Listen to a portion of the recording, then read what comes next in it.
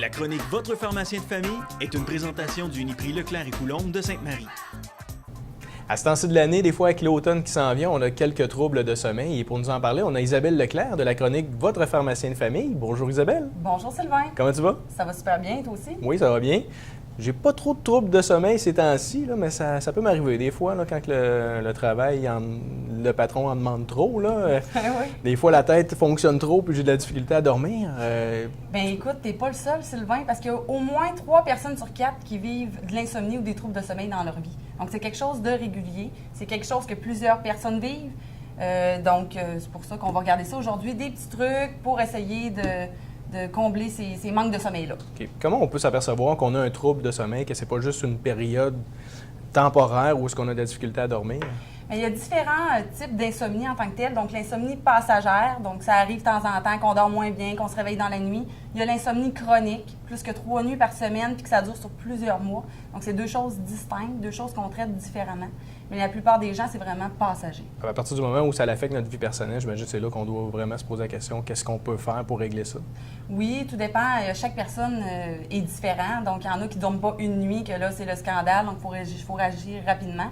Donc, il y a des petits trucs maison, des médicaments à utiliser, des choses qu'on va regarder. Puis, il y en a beaucoup qui trouvent que le sommeil, c'est une perte de temps. Hein? Veut pas, la vie va vite, on a beaucoup de choses à faire, on voudrait avoir plus que 24 heures dans une journée. Il faut pas oublier que le sommeil, c'est pas une perte de temps. Parce que durant la nuit, il y a une régénération des tissus, la croissance se fait. Donc, il y a plusieurs choses là, qui se font durant le sommeil. Donc, important de bien dormir. Puis quel truc tu peux nous donner? Oui, bien, avant de commencer avec les petits trucs, j'aimerais ça qu'on regarde des petits mythes et réalités. Okay, Je vais te poser des petites questions. Tu vas me dire qu'est-ce que tu en penses. C'est des petits vrais ou faux faciles. Ça va démystifier certaines choses sur le sommeil. Donc, plusieurs personnes probablement se posent les mêmes questions à la maison. Ma première question. Oui. Donc, tout le monde a besoin de 8 heures de sommeil par nuit. C'est vrai ou faux? J'aurais tendance à dire faux. C'est faux, exactement. Donc, les besoins de chaque personne sont différents. Quand on est jeune, on a besoin de beaucoup de sommeil. Plus on vieillit, moins on a besoin d'heures de sommeil. Et c'est variable d'une personne à l'autre. Donc, en effet, c'est faux. Pour mon autre question. On devrait dormir longtemps lorsqu'on a du sommeil à rattraper. Vrai ou faux? Vrai. C'est faux. Hein? Si on dort plus que 10-12 heures par nuit, après 12 heures, ça ne vaut plus rien. Okay. Donc, ça ne vaut pas la peine de dormir des 15 heures en ligne. Vaut mieux se réveiller, faire des petites siestes par la suite, parce que après 12 heures, ça ne vaut rien. Parce que j'avais entendu dire qu'à un moment donné, tant qu'on ne récupérait pas le sommeil qu'on avait perdu, on restait un peu fatigué. Comme ça, c'est pas vrai, dans le fond. C'est pas vrai nécessairement, parce Okay. que si tu dors trop longtemps, ton corps va s'épuiser aussi. Donc, ça ne vaut pas la peine de dormir plus que 12 heures. OK. Donc, des petites siestes par-ci par-là, ça va être ça le best. Ah bon, parfait. Une autre question. L'alcool aide à mieux dormir. Vrai ou faux? Vrai. En tout cas, ça fait ronfler. En tout cas.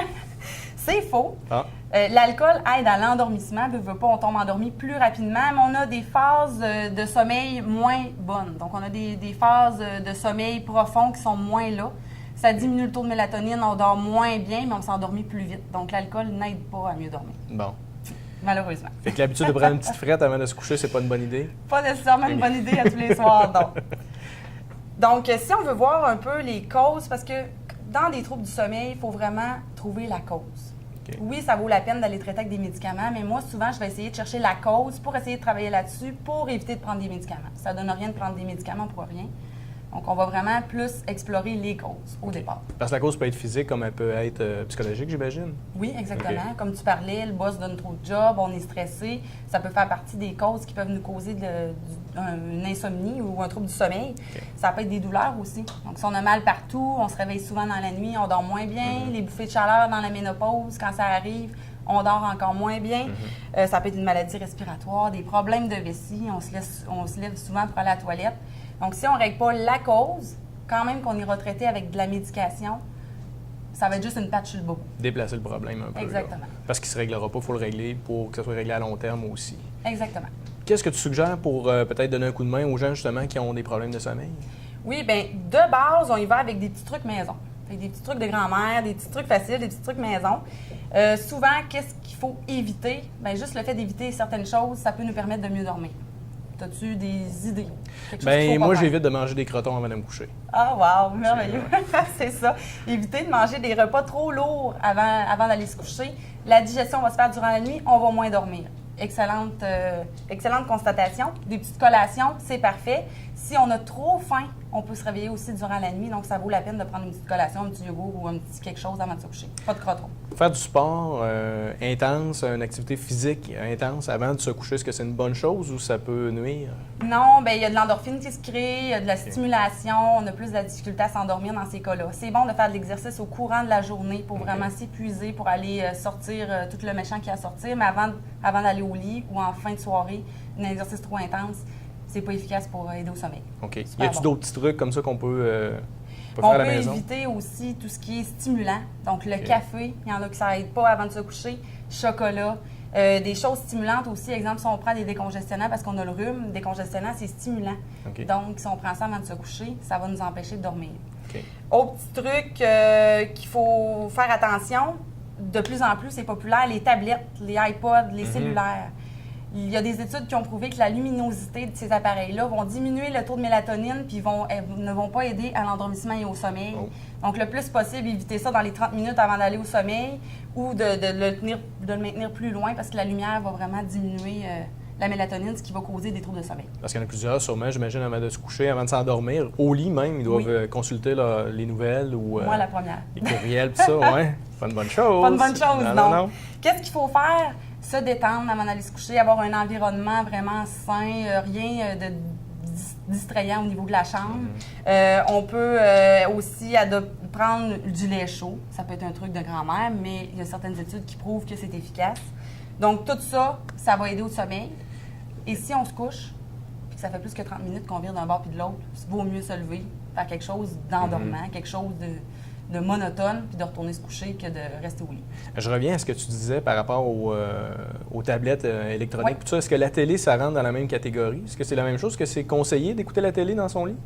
Dans son lit, écouter la télé, plus ou moins, mais c'est surtout à cause de la luminosité des appareils mobiles que ça aurait créé des diminutions de mélatonine. Donc, oui, télévision peut être un élément distrayant, là, mais Et lire un bon livre, ça pourrait-tu être bien? ça fait partie de la détente. Donc, oui, ça la rentre lecture, ça parfait. serait parfait.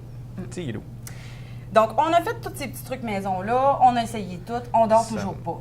Qu'est-ce qu'on fait? On se tourne vers la médication. OK. Il y a plusieurs choses qui peuvent nous aider.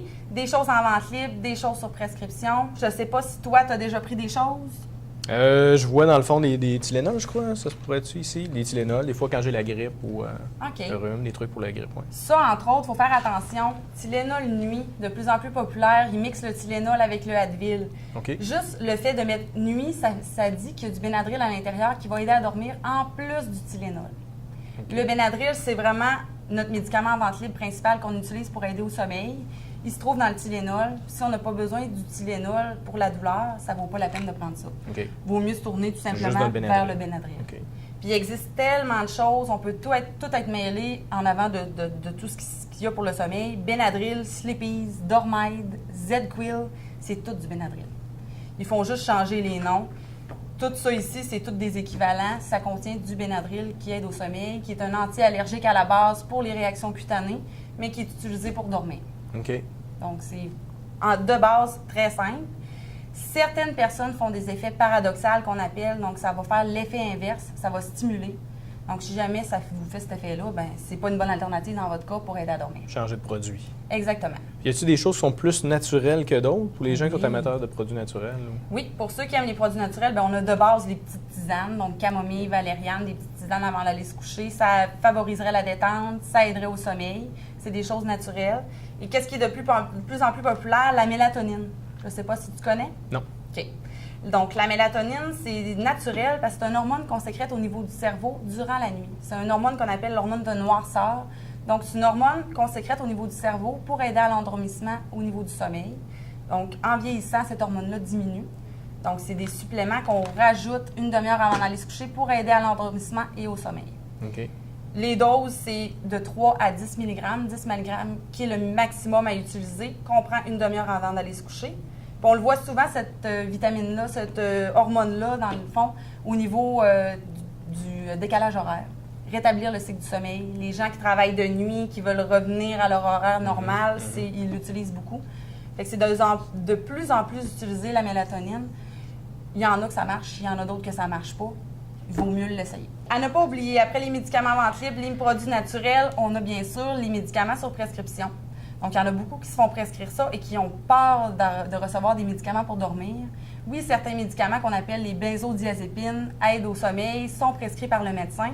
Ces médicaments-là peuvent causer du sevrage si on l'utilise trop à long terme. Donc oui, ça peut faire peur, mais d'utiliser vraiment de façon efficace, aux besoins seulement, excellent. Il y a d'autres médicaments qui causent moins de dépendance, comme le Zopiclone ou le Trazodone qu'on peut utiliser. Donc, il y a beaucoup d'alternatives là, au niveau de la médication. Ça, c'est des produits qui vont être prescrits. Prescrits par le médecin. Après que les gens vont peut-être essayer d'autres produits puis se rendre compte que finalement, il faut aller plus loin dans notre démarche. C'est le médecin professionnel qui va prescrire ce produit-là. Exactement. Donc, après qu'on ait tout essayé, qu'on soit venu consulter le pharmacien pour vérifier qu'il n'y ait pas d'interaction, de contre-indication avec la médication, si on n'a pas le choix, on se retourne vers le médecin puis il y a beaucoup d'alternatives pour nous aider. Parfait. Maintenant, tu nous parles de la loi 41. Il y a des changements qui s'en viennent par rapport à la loi? Oui, bien, la loi 41 qu'on était supposé voir entrer en début septembre, mais qui n'est pas encore arrivée à cause qu'ils sont encore en négociation avec le gouvernement. On risque de la voir venir bientôt, mais on ne sait pas encore quand. Cette loi 41-là, si on veut expliquer un peu aux gens à la maison, c'est une loi qui va permettre aux pharmaciens d'offrir des nouveaux services, de prescrire certains médicaments qui ne nécessitent pas de diagnostic pour aider à prolonger des ordonnances, de prescrire des tests diagnostiques. Donc, plein de nouvelles tâches pour le pharmacien. Ça risque de s'en venir, on va suivre ça de plus près. Ça va vous donner plus de flexibilité aux pharmaciens. Exactement, oui. On va être vraiment les agents de première ligne plutôt qu'aller consulter le médecin et d'attendre longtemps dans les salles d'attente. Bien, on va être là pour aider les médecins. C'est une bonne chose pour les patients. Exactement, oui. Merci beaucoup, Isabelle. Merci, bonne journée. La chronique Votre pharmacien de famille est une présentation du Uniprix Leclerc et Coulombe de Sainte-Marie.